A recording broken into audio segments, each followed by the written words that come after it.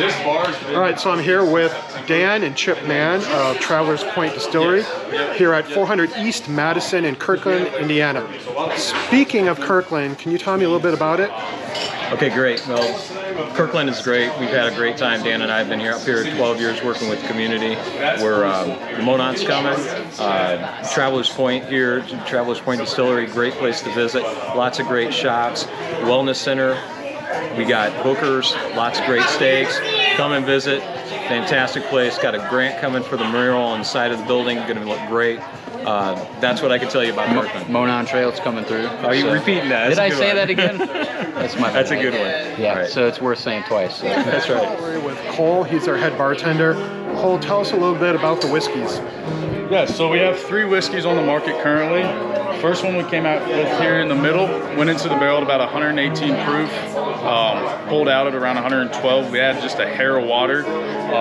Great old fashioned, if you're a neat guy. Also pours good and neat on a rock. Just a very smooth Indiana bourbon. Next we created a 93 proof bourbon. So for you guys that like your neat drinks but don't want a barrel strength bourbon, this is your go-to. We went into the barrel a little bit lower in the proof and proofed it further down to 93. So really smooth. You're gonna get your caramels, your vanillas right up front, sweet as well.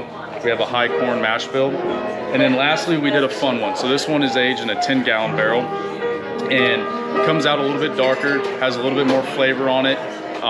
Went into the barrel to 112 as well and came out at around 107, and we proofed that on down to 93. This one particularly is my neat drink. Ton of flavor, ton of caramel, vanilla, a little bit of oakiness on the back end. But all 3 of these bourbons are stand up to your top line. So I'm here with Mel. He's the head distiller at Travelers Point, and he's going to go ahead and give us the basic steps of how you make whiskey.